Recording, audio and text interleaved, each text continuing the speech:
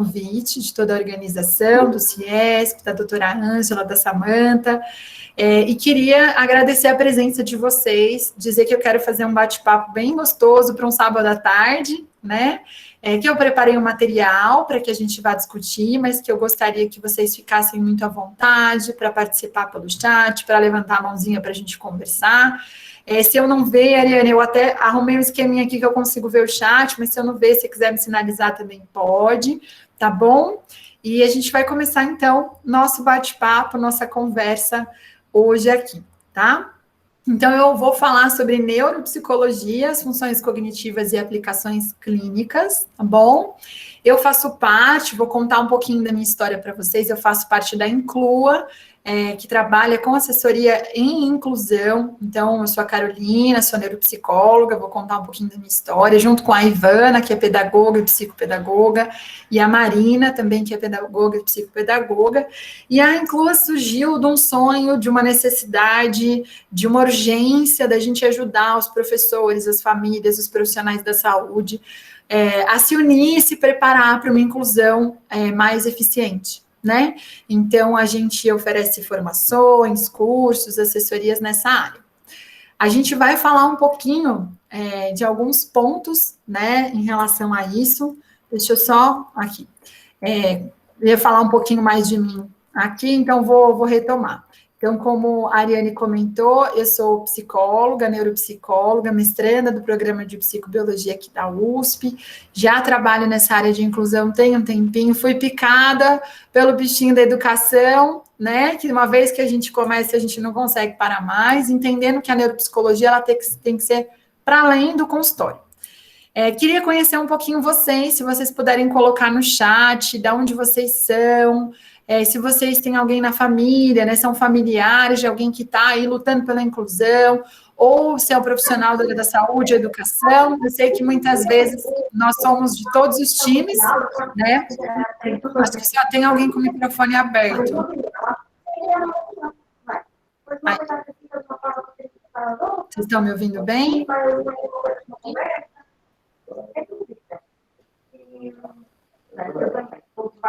Acho que a Ariane, você consegue cortar para mim o som, acho que está cortando a minha... Ai, obrigada. Então, quero ouvir qual é a área de atuação de vocês, se educadores, psicopedagogos, familiares, de onde vocês são, para a gente aquecer aqui o nosso bate-papo, tá bom? Que legal, Salvador, Juazeiro do Norte, que legal, psicopedagoga, professora e coordenadora, né? As funções da gestão são delicadas, ainda mais nesse momento, né, gente, da pandemia. Quem mais? Vão me contando aí um pouquinho de vocês. Professora, psicopedagoga, psicóloga. Ótimo, professora da EE. Que legal, gente. Muito bom. Minas Gerais. Oh, que coisa boa. São Paulo, João Pessoa, que delícia, que honra poder estar com todos vocês do Rio de Janeiro, a Rose de São Paulo, muito bom. Graduação em Biologia, que legal, é muito bom quando a gente vê graduando, né, porque já vai sair com um olhar tão mais amplo para a inclusão, vai ser um professor excelente, muito bom. Psicólogos também, excelente. A questão familiar, né? Se um sobrinho lutando pela inclusão, não é fácil, né, gente? A gente não pode desistir. Muito bom. Adorei a diversidade aqui de olhares, de áreas, bolsistas de ser, muito bom. Sejam todos muito, muito bem-vindos e eu espero poder contribuir para o olhar de vocês dentro da neuropsicologia hoje, tá bom? Então, nós temos um roteiro aqui, uma proposta de conversa que eu quero fazer para vocês.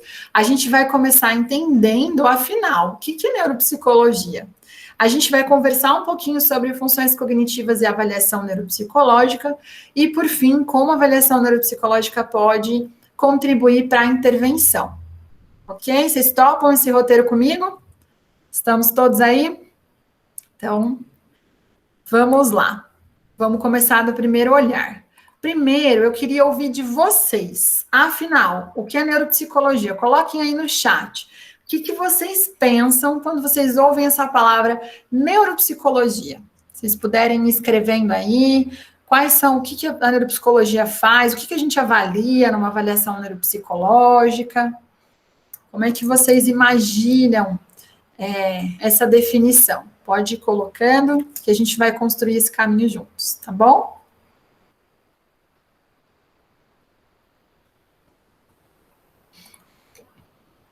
Funções mentais, né? Avalia funções mentais e cerebrais. Excelente, Bruno. Quem mais gostaria de colocar alguma ideia?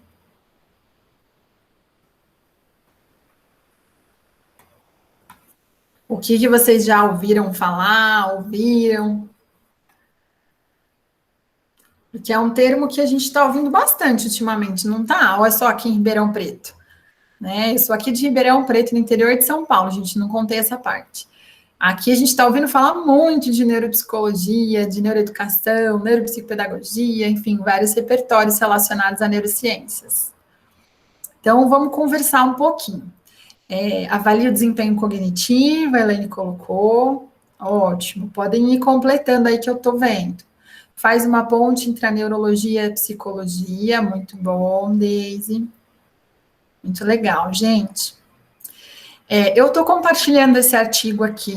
Se vocês mirarem a câmera do celular para esse QR Code aqui, QR Code, vocês acham o link desse artigo. De qualquer forma, se vocês colocarem esse nome, vocês também encontram, tá? Vou olhar aqui um pouquinho o chat. Fernando comentou da relação mútua da neurociência e psicologia, o desenvolvimento, né, do cérebro e aprendizagem e crescimento, por exemplo, funções executivas. Excelente, gente, vocês estão afiadinhos. A conversa vai ser boa.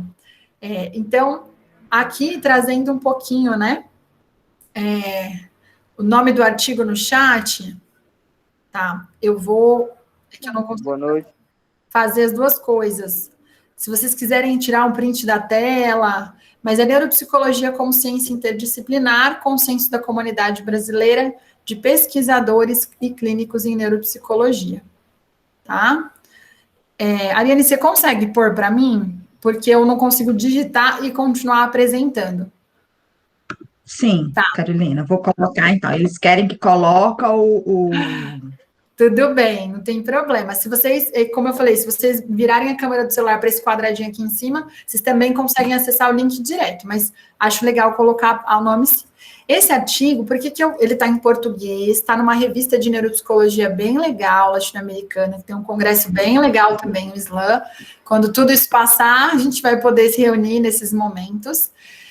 E ele tem grandes nomes, o Vitor Hassi, a Jerusa Salles, a Mônica Miranda, o Malloy Diniz, né, André Abreu, grandes nomes na neuropsicologia, e eu acho que é importante. Opa, obrigada, Rose, já colocou o link. Muito bom. Mais esperto do que eu, hein? Muito bom, mas põe também ele, já que você estava colocando, às vezes a pessoa não quer acessar agora, né, eu acho legal. Obrigada, gente, um trabalho em equipe. Eu acho legal porque ele vai fazer todo um histórico da neuropsicologia, tá? Eu realmente recomendo que, se vocês têm interesse na área, vale a pena a gente conhecer, né, todo esse processo histórico. Posso passar, Ariane? Não sei se você terminou de anotar. Sim, pode passar, pode ficar à vontade. E aí eu fiz um resuminho, tá bom? Do que eles trazem nesse artigo para vocês, para a gente começar o nosso bate-papo. Então, eles vão trazer algumas definições clássicas aí da neuropsicologia, pensando qual é o objetivo, né? Uma ciência, então, que estuda as funções cognitivas e suas bases biológicas. Então, a gente vai tentar entender como é que no corpo, no caso, no cérebro, acontece a atenção, a memória, então, todas as funções cognitivas e quais são as estruturas que permitem que essas funções aconteçam, tá? Uma outra definição da Lissac, que é um clássico assim, internacional, é estudar a expressão comportamental, emocional e social das disfunções cerebrais.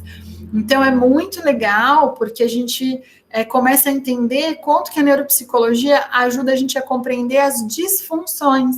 A gente está aqui falando de inclusão, a gente está falando de um desenvolvimento neuropsicológico atípico, a gente não está fazendo um julgamento do que é melhor ou pior. Nós estamos dizendo de um funcionamento atípico que pode incluir algumas funções acima do esperado e outras disfunções, ok? Uma outra definição do Lurie, um clássico aí da neuropsicologia, é falar das inter-relações. Vocês trouxeram esses elementos, gente, muito bom, entre cérebro e comportamento. Então, como é que o que acontece aqui dentro se expressa através da leitura, da escrita, do meu comportamento, da minha fala? Então, pensar sempre nas inter-relações. Eu acho que esse é um componente muito bacana quando a gente vai pensar em neuropsicologia. Realmente, Wellington, a gente tem a escola aí, da União Soviética com um olhar muito bacana, e eu quis trazer essas diferentes definições, porque a neurociência e a neuropsicologia são amplas, tem diversos autores, diversos construtos, diversas formas de avaliar, né? Não dá para a gente pensar numa ciência engessadinha, né? A gente tem várias áreas e vários olhares que podem se complementar. E aí, pensando nisso, quais são elementos chaves? E por que neuropsicologia e inclusão? Porque quando a gente vai pensar em funções cognitivas, a gente vai olhar para a questão da aprendizagem, como essas funções cognitivas permitem que essa aprendizagem ocorra. Ou como essas funções cognitivas precisam se organizar para que essa aprendizagem possa acontecer.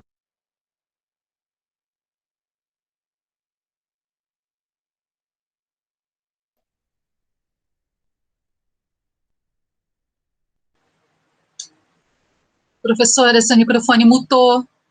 Opa, acho que alguém tinha mutado todo mundo. Obrigada. Então, retomando, né? Eu falei das funções cognitivas e a questão da aprendizagem. Então, são funções cognitivas que vão ajudar a gente a compreender como a aprendizagem ocorre, a melhorar essa aprendizagem.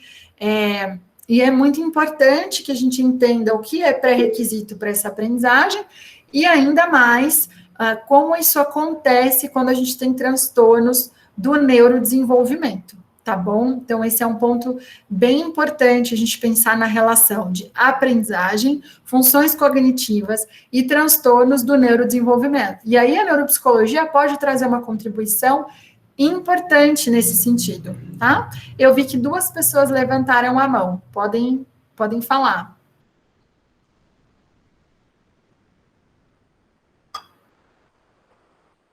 Acho que é a Giandra e a Karina. Podem falar, gente.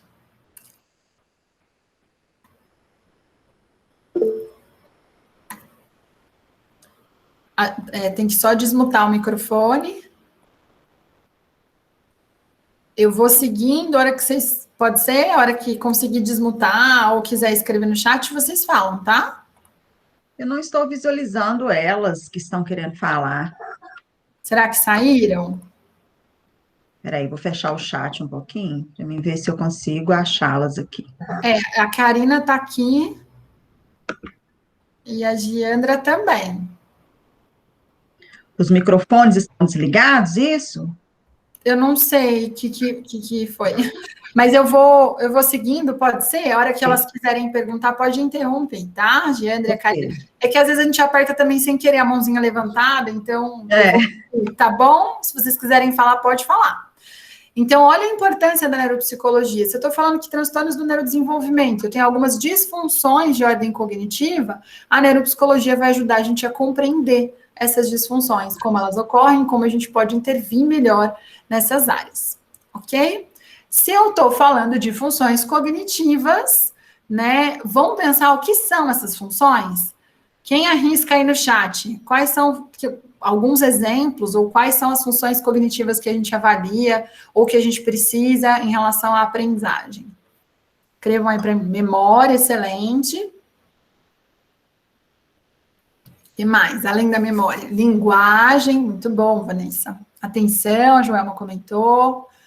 Matemática, ela não é uma função cognitiva, a matemática em si, né? A gente tem algumas habilidades cognitivas necessárias para o processamento numérico, para os cálculos matemáticos, funções executivas, aspectos sensoriais, concentração, sensação. Excelente.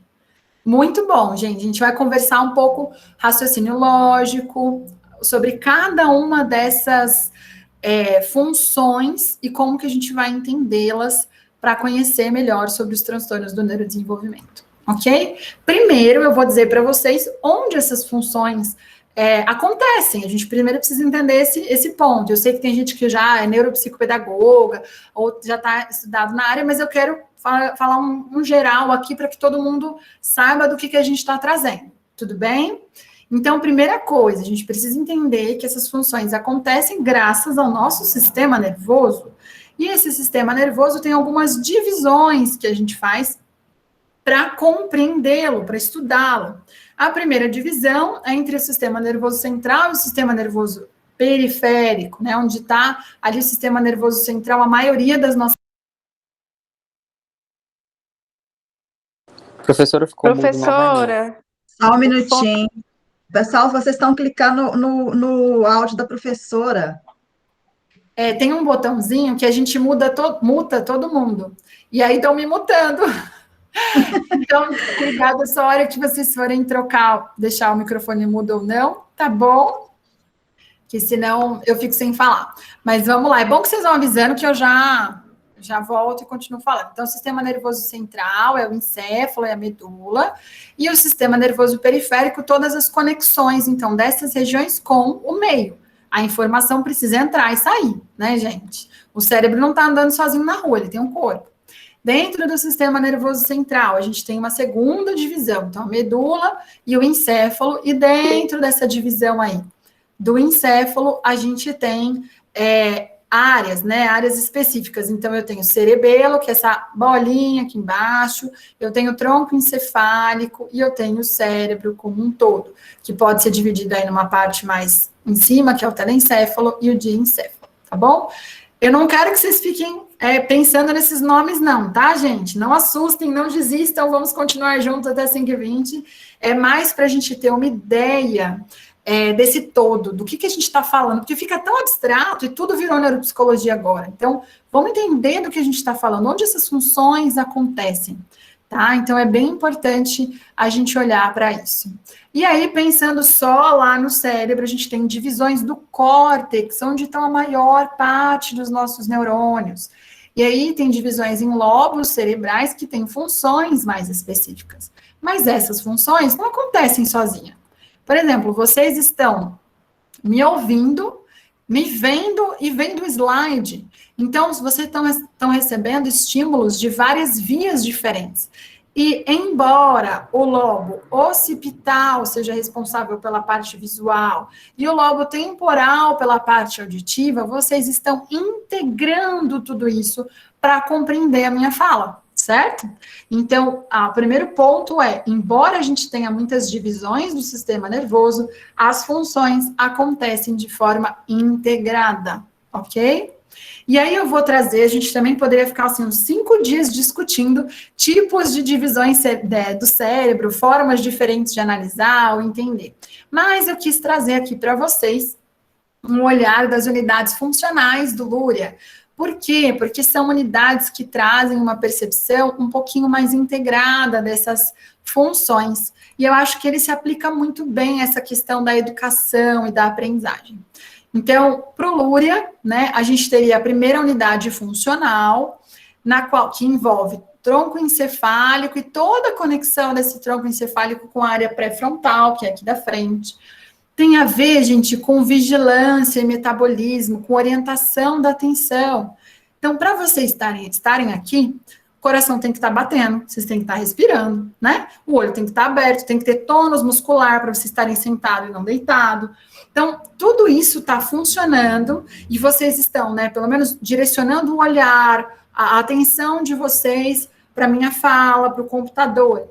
Então, toda essa orquestra, ela é regida desse direcionamento de atenção e metabolismo pela primeira unidade funcional, que toda essa parte aqui inferior do tronco encefálico e toda a conexão que ela faz com essa região aqui da frente, que é o córtex pré-frontal.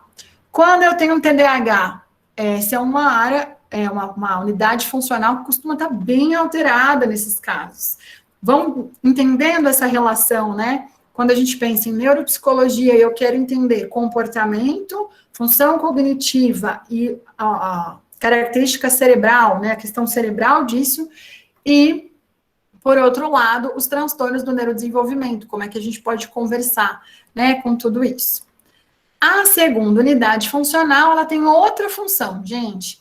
Armazenar e recuperar as informações. Então, uma vez que eu estou aqui, de olho aberto, respirando, coração batendo, prestando atenção, deixando de fazer outras coisas para estar aqui com vocês, eu começo a codificar. Eu estou recebendo informação e eu estou interpretando, recebendo informação pelos olhos, pelo ouvido, por várias partes do corpo, e eu estou codificando, traduzindo, interpretando isso. Pensem que a leitura e escrita, por exemplo, são funções que a gente consegue fazer a partir dessa segunda unidade funcional, porque eu tenho que decodificar essa questão, né? Eu tenho que traduzir esses códigos e juntar para poder interpretar o que está dizendo, né? O que eu estou lendo. E aí envolvem quais áreas? Toda essa grande região do cérebro, tanto o lobo temporal, quanto o lobo parietal, quanto o lobo occipital. A ideia desse momento do nosso encontro, gente, é dar lugar para a função, né? Então, a gente precisa entender onde elas acontecem. E a terceira unidade é a unidade que está mais na moda no momento, né? A gente fala muito de funções executivas, de planejamento, metacognição. Então, para a gente entender que além de eu estar alerta, estar com o meu corpo funcionando, eu direcionando a minha atenção, eu estou interpretando os estímulos que eu estou recebendo e eu preciso me comportar em relação a esses estímulos. Eu preciso elaborar estratégias, regular o meu comportamento, pensar sobre isso, estabelecer sequência de ações para realizar uma determinada coisa. Então, aí é a terceira unidade funcional, que envolve todo o lobo frontal. Tudo bem até aí? Estamos vivos juntos aqui? Sobrevivemos a essa primeira etapa? Sim. Então, tá bom. Então, dito isso, né, que o meu objetivo não é esgotar neuroanatomia com vocês, né, gente? É só um cheirinho, é só para falar, olha, pessoal, tem essa forma de olhar. A gente precisa entender que funções cognitivas que acontecem nesse sistema nervoso central, que eu expliquei para vocês, elas são um construto psicológico. O que eu quero dizer para vocês? Não tem como pegar atenção. Eu pego um copo, eu consigo pegar um copo, mas atenção, o conceito atenção, eu não tenho como pegar. Mas diversos cientistas, né, estudaram ao longo de toda a história o que seria a definição de atenção e como eu posso medir. Então, é um construto. Então, cuidado, gente, porque a gente tem várias definições possíveis. A gente precisa parar de olhar para a ciência como algo estático, né, que não muda. Então, ao longo do tempo, antigamente, a primeira definição de atenção era só de atenção seletiva, não tinha atenção dividida, não tinha controle inibitório. Então, a gente vai evoluindo nos conceitos. Então, a gente também precisa tomar cuidado com a questão de pegar um relatório, pegar uma avaliação e achar que aquilo é uma verdade absoluta, né? A gente também tem que ter esse olhar. A gente precisa entender como essas áreas, essas funções, elas se correlacionam, elas se traduzem no cotidiano daquela criança, daquele estudante, daquele adulto, né? Como vocês estão trazendo, entender um pouco como funciona o cérebro é importante para a gente entender as dificuldades de aprendizagem, mas a gente precisa partir do pressuposto de que são construtos, definições, e tem uma diversidade de conceito. E às vezes, gente, você vai pegar um instrumento que fala de um conceito de um jeito, e outro instrumento, outro teste que fala do mesmo conceito de outro. E aí, como é que a gente faz diante disso? Né? Como é que a gente lida com essa situação? Né? A gente precisa conhecer muito bem sobre as funções cognitivas para conseguir avaliar como ela foi avaliada, como ela foi compreendida por aquele profissional. E, para isso, eu convido vocês a conhecerem algumas funções cognitivas que, inclusive, vocês citaram aqui. Vamos entender um pouco mais sobre elas? Eu não vou trazer todas as funções cognitivas, senão a gente não sai daqui hoje, né? Eu não ia achar ruim, não, porque eu adoro falar desse assunto. Mas a gente tem muitas outras coisas legais para falar, né? Coisas importantes. Mas eu vou citar para vocês algumas e eu escolhi algumas delas para dar uma definição, para a gente poder conversar melhor, tá bom? Então, Por exemplo, percepção e gnosia, foi algo que vocês trouxeram, a questão da sensação, da percepção, isso é algo excelente. Em relação à atenção, né, memória, visoconstrução, praxias, que tem a ver com sequência de movimento, coordenação motora, linguagem, funções executivas, são as funções cognitivas que a gente costuma avaliar, costuma compreender, embora também tenha diversidade de nomenclaturas. Eu vi que o pessoal está querendo saber mais, depois eu dou umas dicas aí para vocês de materiais do nosso site, para conhecer também nosso trabalho, tá bom? Mas a ideia é a gente observar que são várias funções, tá? E aí eu vou falar de algumas delas. A primeira, e talvez mais polêmica, seja inteligência, né, gente? E aí eu brinquei ali com os carimbinhos, né? Quem tem medo do QI? Então, infelizmente, boa parte dos nossos testes psicológicos que a gente usa dentro de uma avaliação neuropsicológica, eles foram desenvolvidos num contexto pós-guerra, num contexto muito relacionado à questão do QI, de dizer de desempenho, algo bem do carimbo mesmo, fulano consegue ou não consegue, né? E a gente guarda esse ranço histórico, embora hoje não seja assim que nós vemos inteligência. Primeiro que a gente entende que inteligência é uma diversidade conceitual imensa, né? Segundo, que tem diferentes testes que vão avaliar a inteligência sob diferentes olhares.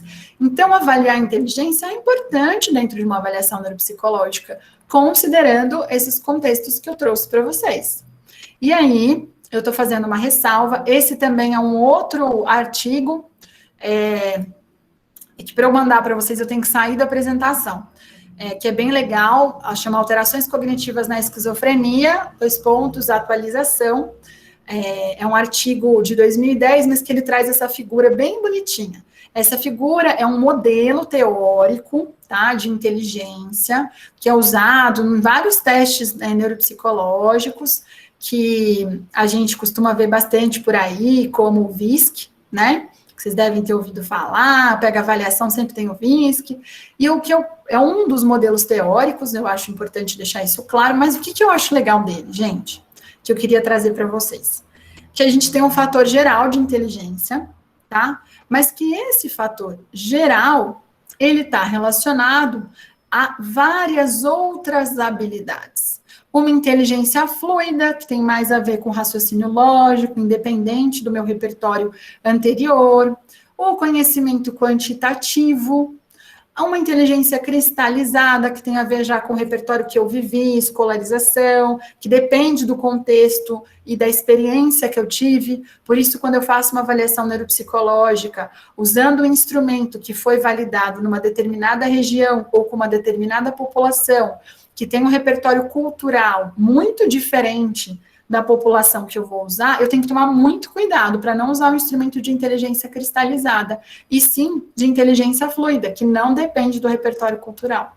Senão, eu vou estar dizendo que uma pessoa tem uma alteração que, na verdade, é algo do contexto, né? E aí, leitura escrita, memória de curto prazo, processamento visual, processamento auditivo, armazenamento e recuperação na memória de longo prazo, velocidade de processamento e rapidez de decisão. São 10 habilidades, tá? E teriam mais de 70 habilidades específicas que se relacionam com essas habilidades. Então, o que nós avaliamos não é esse fator G, a gente faz cálculos usando a avaliação dessa camada 2 para dizer que a gente chegou nesse fator G. Mas a gente avalia essas habilidades. E é importante eu contextualizar isso, para quando eu pegar uma avaliação, eu for entender essa avaliação, eu saber de que inteligência que eu estou falando, de qual pressuposto eu estou dizendo que essa criança está com dificuldade ou não. Tudo bem? Vou dar uma olhadinha aqui no chat, que eu estou adorando ver que vocês estão participando. A questão da inteligência múltipla, né, de inteligências diferentes. Então, com certeza, a teoria das inteligências múltiplas é um outro olhar, mas tem a ver com essa ideia de diversidade, né, gente? De que a gente tem que começar a entender que é um todo, né? Que não dá para a gente ter uma ótica e querer avaliar todo mundo com o mesmo óculos. A gente precisa considerar essa diversidade. Tudo bem? Vou falar agora de uma outra função cognitiva que dá pano para manga. A tal da atenção, né? A atenção é uma função cognitiva que sempre rola uma discussão se ela está dentro das funções executivas, se não está, se é uma questão mais sensorial ou não, vários tipos de atenção, uma divisão teórica importante. Mas eu acho legal falar um pouquinho dela para a gente entender alguns conceitos em relação à atenção, que são base, né? Primeiro, a ideia de que existe uma seleção de estímulos, então a atenção envolve, como eu coloquei essa imagem aqui da luz, né? Inibir algumas coisas para focar em outras. Pode ser uma atenção a focos, a estímulos externos ou internos, é um processo controlado e é uma função adaptativa, né? Então, é muito importante que a gente saiba selecionar os estímulos, senão a gente vai perder a informação que é importante e focar a informação que não é importante. Às vezes, o que acontece em alguns transtornos do neurodesenvolvimento. Vi uma perguntinha bem legal aqui em relação às competências. Competências é um conjunto de habilidades, tá? Eu sei que a gente ouve muito esse termo, competência socioemocional, competência acadêmica. Então, competência é um conjunto de habilidades. A gente precisa entender que é difícil a gente avaliar competência. A gente avalia habilidades e a gente vai entender como é que estão essas competências a partir disso. Mas pensando na neuropsicologia, a competência já seria o resultado dessas funções cognitivas. Então, eu preciso de atenção, memória, e alguns outros aspectos, sei lá, velocidade de processamento para ter uma competência acadêmica. Então, ela já é o resultado comportamental dessas habilidades que estão acontecendo aqui. Tudo bem? Se não ficou claro, vão escrevendo aí para mim que eu vou acompanhando, tá? E aí, gente, dentro da atenção, a gente também tem alguns sistemas atencionais, que eu não vou entrar em muitos detalhes aqui, mas eu quero, assim, despertar em vocês a noção da complexidade, tá? Então, uma das formas da gente olhar para a atenção é um sistema que seria de baixo para cima, o bottom-up, que a gente fala. Então, como eu reajo quando entra um estímulo, se alguém entrar aí agora na porta do lado de vocês, vocês vão olhar, né? Então, a minha reação para detectar alvos. Então, tem mais a ver com o sistema noradrenérgico, de eu receber informação e reagir. Enquanto tem um outro sistema, que é o top-down, de cima para baixo, tá? Que tem a ver mais com eu selecionar, eu antecipar, não tem a ver com o que vem de fora, mas é meu direcionamento interno para focar a minha atenção. É uma mudança voluntária de foco, tá bom? E aí já é um sistema mais dopaminérgico. E aí, ó, vamos fazer a relação da neuropsicologia com os transtornos do neurodesenvolvimento, que tem tudo a ver com a questão da inclusão. Quando eu entendo quais funções estão mais alteradas, eu penso na adaptação curricular de uma outra forma. Se eu tenho uma criança que esse sistema bottom-up, de baixo para cima, está muito ativado, ou seja, qualquer coisa distrai ela, eu preciso trabalhar com outro tipo de adaptação, né? Eu preciso inibir ali os distratores, não adianta eu ficar chamando, eu preciso ajudar ela a se regular em relação a isso, a focar, a reagir menos a esse estímulo ambiental. Por outro lado, quando eu tenho uma criança que está com dificuldade dela se organizar em relação a isso, aí o que eu preciso fazer? Que aí é o sistema top-down. Eu preciso ajudar ela a escolher os estímulos, a selecionar, a se planejar em relação a isso. São intervenções diferentes. Mete logo lá, senão partes. São intervenções diferentes, tá bom?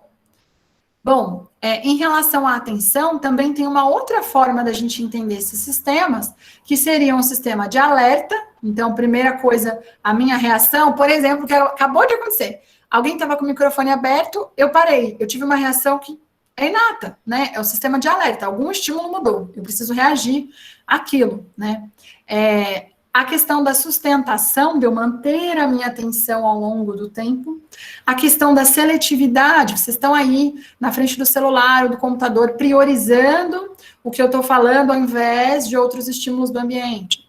A divisão da atenção, que é quando eu tenho que prestar atenção em 2 estímulos ao mesmo tempo. Um pouco do que acontece quando a gente dirige um carro, né? Que tem que prestar atenção em vários estímulos. E a alternância. Provavelmente vocês estão fazendo isso. Olham para o slide, olham para mim. Olham para o slide, olham para mim. Então, eu estou alternando a atenção.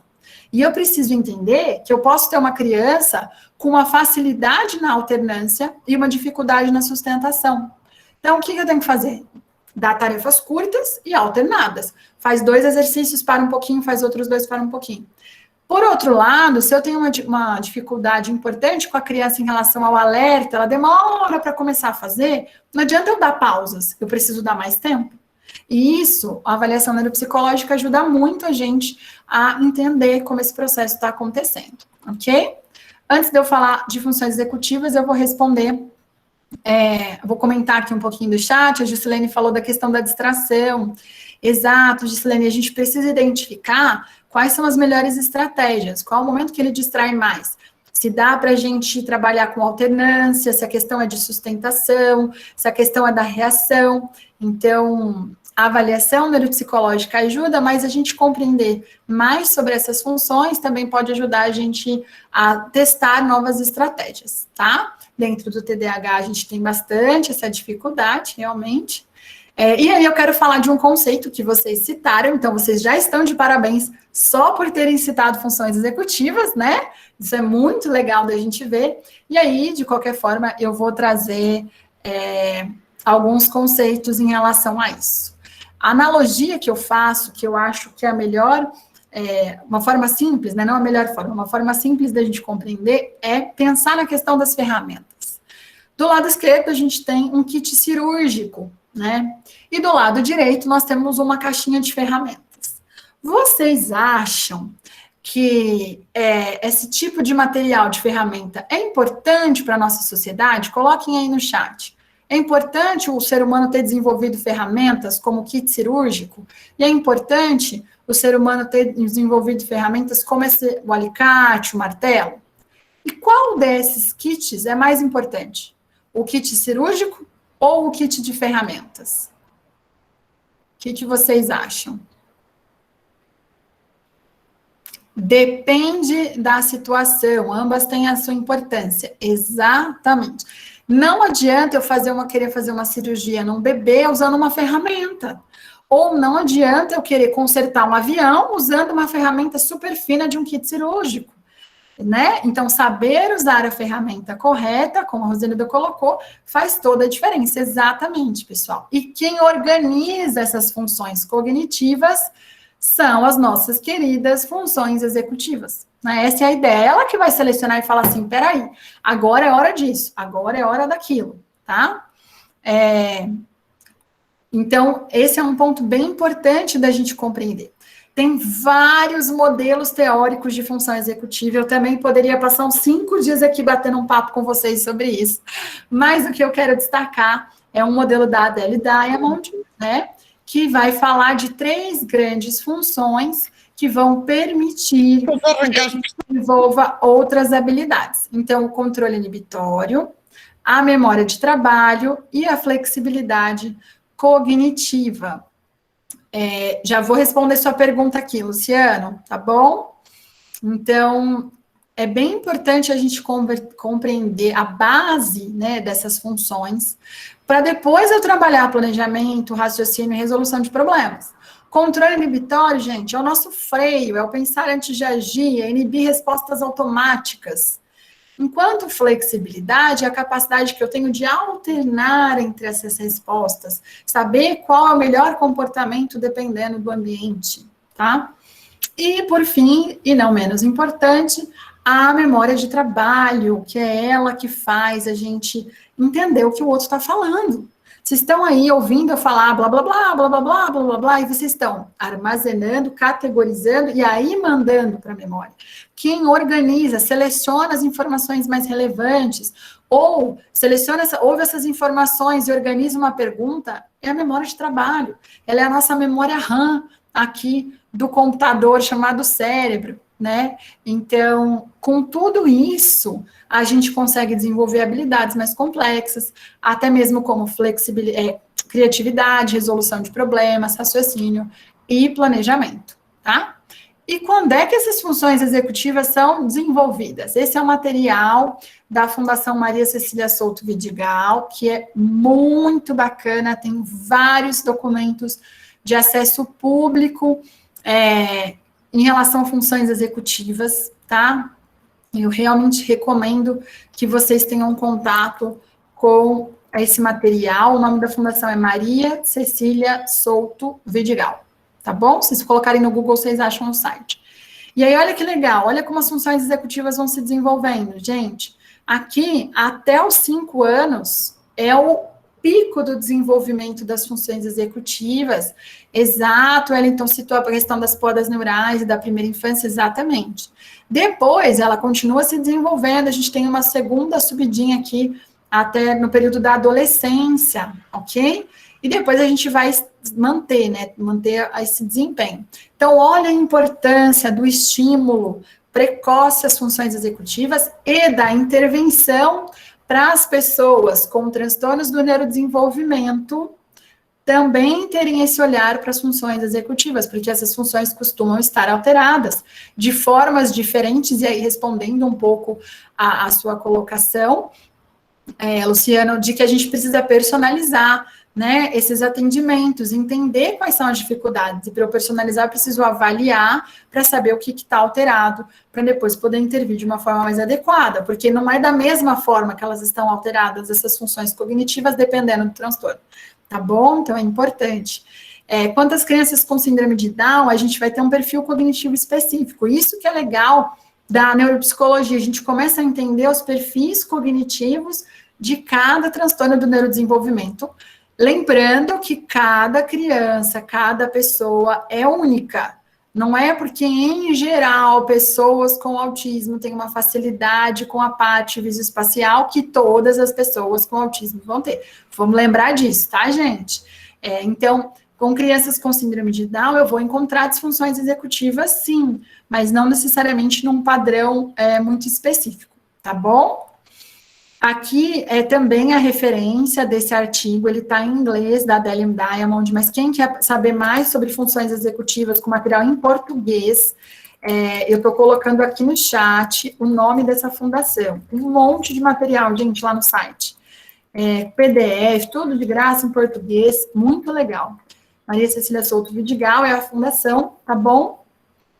E esse material aqui também, da Adele Diamond, quem quer aprofundar, entender com mais detalhes essas funções executivas, reparem, gente, uma coisa é função cognitiva, funções, perfeito, Michelle, eu tô adorando, gente, vocês mandando os links, tô achando tudo lindo.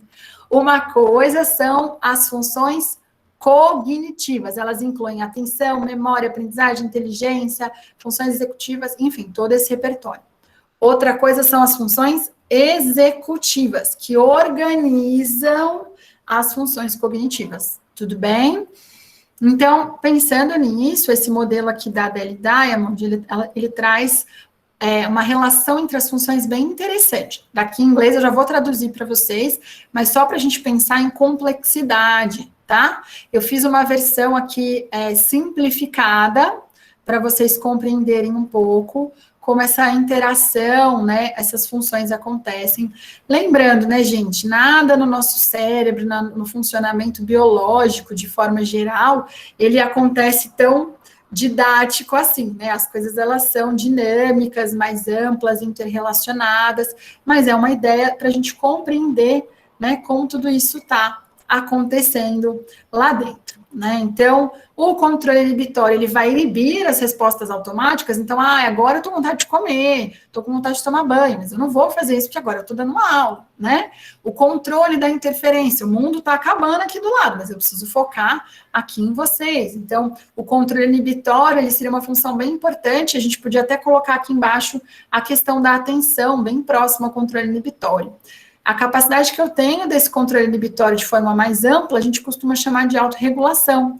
Até da questão emocional, né? De eu não ter rompantes emocionais, de eu conseguir controlar as minhas emoções. Do outro lado, a gente tem essa memória de trabalho que está interpretando, devolvendo, guardando as informações que eu estou recebendo, e as três juntas, né, incluindo aí a flexibilidade cognitiva, permitem que a gente desenvolva um nível de funções executivas mais elevados. Inclusive, a Adele Diamond coloca essa capacidade de raciocínio e resolução de problemas como um tipo de inteligência. Então, funções executivas são muito importantes para a gente desenvolver todo o nosso repertório cognitivo. Então, só para a gente compreender a relação, né, como elas acontecem, eu gosto de dar um exemplo bobinho, mas que é legal para a gente pensar. que é a hora que a gente está escrevendo, gente. Quando a gente está escrevendo uma palavra, a gente está ali recrutando várias habilidades, eu não vou focar nessas outras, eu vou falar só de funções executivas, tá? Pensando, por exemplo, quando eu escrevo a palavra também. O som do N no meio da palavra é o mesmo do som do M. O M e o N têm o mesmo som no meio da palavra, certo? Como é que eu sei quando é M e quando é N? Tem regrinhas. Então, quando eu estou escrevendo lá também, eu tenho vontade de pôr N, porque é aquele som. Aí eu paro e penso e vou acessar as regras. Não, peraí, tem uma regra para isso. Quem vai acessar as regras é a memória de trabalho. Quem para pensar se tem alguma regra é o controle inibitório. Aí eu acesso a regra. Ah, antes de P e B é M no meio da palavra. Se não for esse contexto, no meio da palavra eu vou usar o M. Então, eu vou conseguir acessar a regra e decidir, pela flexibilidade cognitiva, qual regra eu vou usar. Vou alternar entre regras. Flexibilidade cognitiva é uma função executiva alterada, principalmente em quadros de TEA, tá bom? Obrigada pela questão do tempo, a gente já está finalizando, tá bom? É como se a memória de trabalho funcionasse como um hiperlink, Michele, exatamente. Pensa na memória RAM do computador, que sabe onde cada pasta está guardada. Quando a gente tem uma alteração de memória de trabalho, é igual a gente mudar de casa. Quando vocês mudam de casa, a gente está lá, todas as nossas coisas estão dentro de caixas. Eu sei que tudo que eu tenho está ali, mas eu não sei onde está guardado. Então, eu não consigo acessar. É como se a gente tivesse com uma alteração ali, se a gente fosse fazer uma analogia, né, a nossa casa com o cérebro, como se a gente tivesse uma alteração em memória de trabalho, tá bom? Vamos seguir mais um pouquinho, gente. Eu vou deixar aqui um link, vou colocar aqui já para vocês. Não sei se vocês conhecem esse vídeo, é o teste do marshmallow. Eu não sei se eu vou conseguir pôr o link agora, mas eu vou pôr o nome, tá? O teste do marshmallow é um experimento feito há muitos anos atrás, para a gente poder avaliar controle inibitório. E eu sugiro muito que vocês assistam esse vídeo do teste do marshmallow, porque vocês vão ver as crianças lutando com a vontade de comer o marshmallow. Qual a ideia? E talvez vocês já tenham visto vários vídeos nesse sentido. A criança ganha um marshmallow, e se ela não comer o marshmallow em determinada quantidade de tempo, alguns minutos, ela vai ganhar um segundo marshmallow. Então, eu tenho que trabalhar com adiamento de recompensa, né? Então, é melhor eu aguentar, eu inibir o meu impulso agora. Eu tô adorando isso, é esse link aí, muito bom. Eu inibir essa vontade para ter algo melhor depois. Isso tem tudo a ver com controle inibitório. Lembra lá daquela curvinha do desenvolvimento das funções executivas? Uma criança de 2 anos ainda não tem controle inibitório bem estabelecido. Então, é legal ver no vídeo as crianças muito pequenininhas, a pessoa nem terminou de falar a regra, ela já está comendo marshmallow.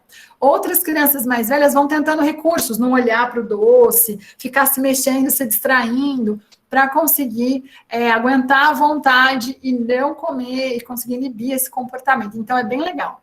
Por que eu coloquei aí? Porque é importante a gente estimular o desenvolvimento de funções executivas, porque embora o nosso cérebro esteja preparado para desenvolver não só as funções executivas, como todas as funções, se a gente não tem estímulo, a gente não vai desenvolver, tá bom? E aí, o que ele percebeu? Na verdade, foi o George Mitchell que fez esse experimento há muitos anos, Walter Mitchell, desculpa, que fez esse experimento há muitos anos atrás, e ele viu que as crianças que conseguiam segurar a vontade e não comer o marshmallow, no futuro, quando adultas, eles tiveram melhor desempenho na vida. Então, olha a importância das funções executivas para o nosso desempenho como um todo, tá? Então, de novo, eu falei para vocês, né, de todas essas funções, citei, de todas não, de algumas funções, mas falei que a gente tem todas essas funções, mas queria deixar claro que tudo isso depende do meu ambiente, da funcionalidade, de como eu estou adaptada, de qual é o contexto, de qual é o histórico clínico e de como estão os aspectos emocionais. Então, embora a avaliação neuropsicológica, a gente citou, né, que ela vai avaliar todas essas funções cognitivas, ela também tem que considerar tudo isso aqui, né? Toda essa característica ambiental. E, por fim, para a gente poder ir encerrando, vamos pensar um pouco como essa avaliação neuropsicológica pode ajudar na intervenção, seja no contexto clínico ou escolar. Então, primeiro, quando encaminhar para uma avaliação neuropsicológica? Gente, primeiro, quando eu quero ter um diagnóstico diferencial, às vezes a avaliação, ela ajuda a definir se é TEA, se é deficiência intelectual, se é uma comorbidade, né, entender um pouco esse perfil cognitivo associado. Quando, às vezes, eu entro num platô no tratamento, não estou conseguindo evoluir mais, às vezes é legal fazer a avaliação para entender como é que essas funções estão e poder desenvolver, né, mais focar, quais são as funções que eu preciso focar agora no tratamento.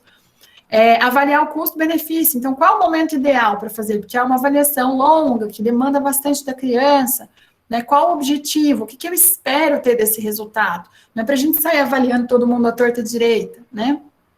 Importante sempre que for avaliar, corrigir barreiras sensoriais em relação à acuidade visual ou auditiva, ou adaptar os materiais para pessoas que tenham algumas barreiras nesse sentido, porque às vezes a criança só não está ouvindo bem, e eu vou dizer que ela tem um TDAH porque ela foi mal no teste de atenção auditiva. E o mito dos 6 anos, a gente, eu já ouvi falar que a avaliação neuropsicológica precisa esperar 6 anos para fazer. Não, hoje a gente tem instrumentos muito interessantes para avaliar todas essas funções já na fase pré-escolar. Algum tempo atrás isso não acontecia, hoje a gente já sabe o que a gente consegue fazer nessa idade, tá bom? E aí, a avaliação neuropsicológica pode contribuir para o planejamento dessa intervenção, eu entender a aprendizagem e o funcionamento cerebral, as habilidades cognitivas em relação aos transtornos do neurodesenvolvimento, entender como esse indivíduo aprende, né, e também usar a avaliação e a reavaliação para eu rever a adaptação curricular, o que a gente precisa usar, o que a gente precisa melhorar. Além disso, a neuropsicologia ajuda na pesquisa para entender como essas funções acontecem dentro dos transtornos do neurodesenvolvimento, tá bom? E aí eu quero dar um exemplozinho aqui para vocês, que dentro de uma avaliação neuropsicológica, a gente vai comparar essa criança ou o examinando, né, pode ser adulto, idoso, com pessoas da mesma idade, mesma escolaridade, mas também com o próprio examinando. Então, eu vou mostrar aqui para vocês um gráficozinho para a gente ir encerrando, em relação ao desempenho em várias áreas. Nessa situação aqui, tudo que está dentro da área pintada está preservado, tá bom?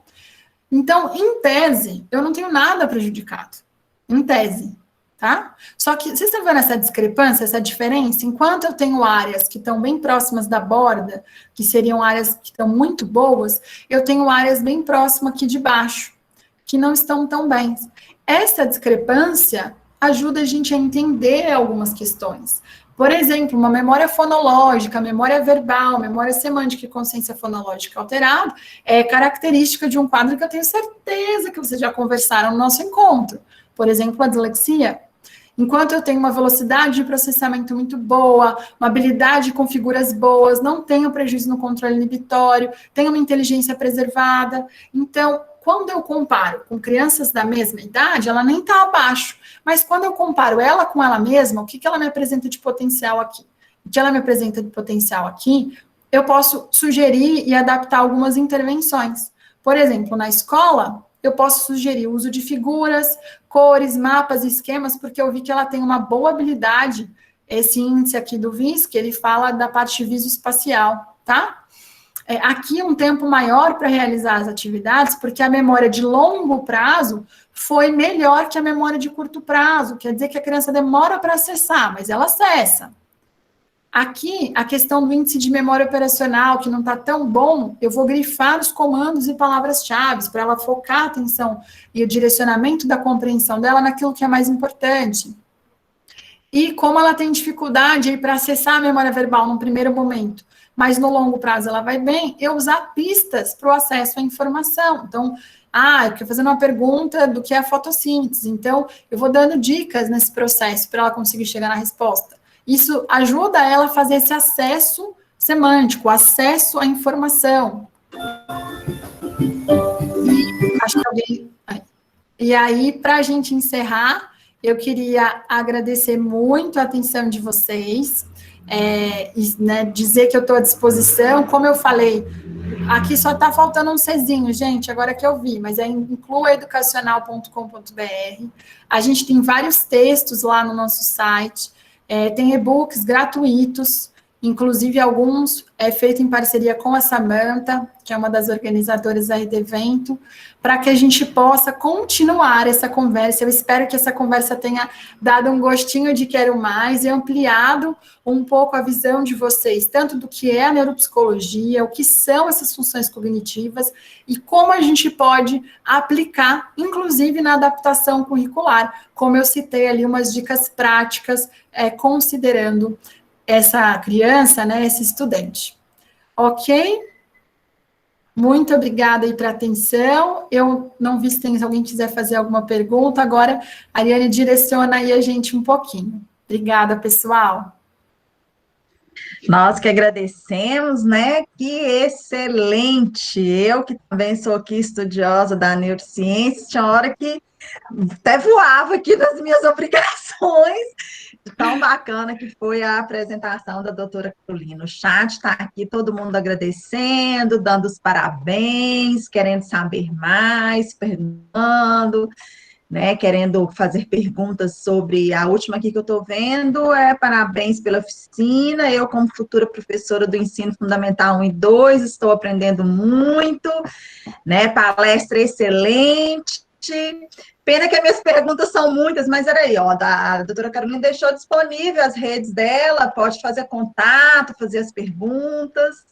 A Simone, parabéns, Carolina, adorei as contribuições, excelente, nós estamos com a sala, assim, cheia, todo mundo participando, se envolvendo no chat, realmente foi muito bacana.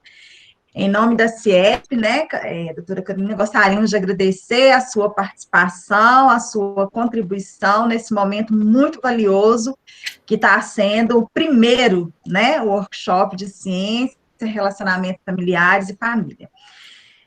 Nós ainda temos aí uns 5 minutinhos, se alguém quiser fazer alguma pergunta no chat, alguma coisa para Carolina, pode ficar à vontade. Isso. E queria agradecer, enquanto o pessoal vai escrevendo, primeiro, obrigada pela escuta, pela parceria e pelas felicitações aí, o reconhecimento do pessoal, foi muito gostoso, sentir todo mundo engajado, um pegava o link, o outro escrevia o nome, acho que assim, a gente estava aqui enquanto grupo, mesmo tão distante, né, gente? Mas eu fiquei muito feliz com a nossa troca, queria agradecer mais uma vez a CIESP, a doutora Ângela, a Samantha, toda a organização, pela iniciativa maravilhosa e ímpar, né, que a gente tem num momento tão delicado que a gente está vivendo, agora é hora de somar esforços. Então, eu fico muito feliz de poder participar, muito agradecida, e realmente espero que possa ter sido uma conversa bacana para vocês. Realmente estamos à total disposição lá na Inclua. A gente trabalha tanto com essa parte de neurociência, quanto a parte de legislação, o que é direito da criança, como fazer esse registro, e também a parte de adaptação do material. Vi que a Eliane perguntou de atividades práticas. Vai depender, Eliane, do quais são as disfunções, né, alteradas. Então, a gente vai ter, às vezes, atividades para intervenção em função executiva, às vezes, atividades para memória, então, depende da alteração, tá? Acho que a Eliane consegue responder se vai ficar disponibilizada, mas eu acredito que sim, né, que vai ficar disponível no YouTube, pelo que elas falaram, né, no canal do CIESP, então, vocês podem rever a participação, né, Eliane? E se as pessoas perguntaram em cima, eu estou pegando o link da lista de presença do Ocupação Agora à Tarde para colocar aqui para vocês também. A nossa lista de presença da oficina eu já disponibilizei, se alguém tiver alguma dúvida, eu posso colocar novamente, para que vocês possam receber o certificado gravado no YouTube do CIESP. Vocês podem ficar à vontade aqui, que foi muito bacana, realmente. Que bom, muito bom. Ok? Muito obrigada, Ariane, eu estou à disposição, pessoal. Fiquem à vontade para nos contactar e espero que a gente se encontre em breve, né, em outros congressos e outros momentos.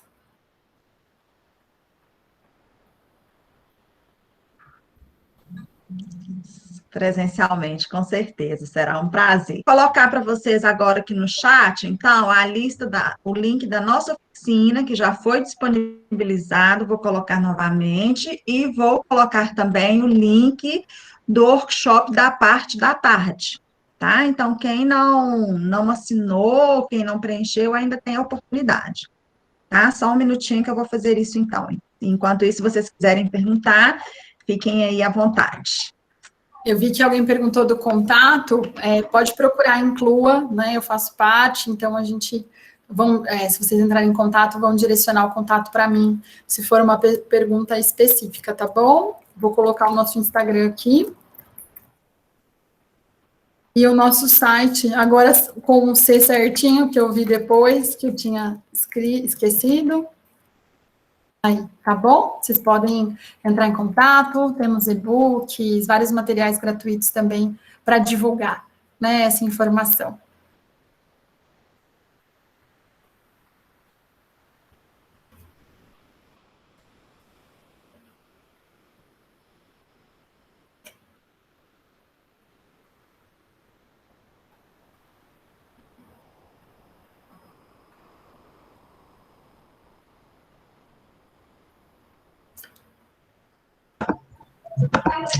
Esse link que eu estou colocando aqui agora, pessoal, é o link do workshop da tarde, tá? Quem não assinou, tá aí ainda, ele tá aberto e tá disponível ainda, pode assinar, tá certo? E agora eu vou colocar, então, o nosso link da oficina para vocês, agradecendo a doutora Carolina, pode ficar à vontade, se tiver sair, nós já estamos no nosso horário. Em nome da CIESP, muito obrigada. Foi um prazer ouvir a sua apresentação, realmente contribuiu muito conosco, professores, psicólogos, todos aí, ou familiar, que estamos na jornada aí com relação à educação das nossas crianças. Realmente, no chat, o pessoal está fazendo muitas felicitações, obrigado, gratidão, parabéns, foi maravilhoso, realmente foi muito maravilhoso. Esperamos encontrar com você num outro momento novamente, Carolina. Um grande abraço. Muito obrigada pela sua contribuição. Eu quem agradeço, Ariane, obrigada pela mediação, viu, por estar aí nos apoiando. Parabéns mais uma vez pelo evento e seguimos juntos, né, gente, em frente aí por uma inclusão cada vez maior e de qualidade para as nossas crianças. Um grande abraço, gente. Tchau, tchau. Obrigada.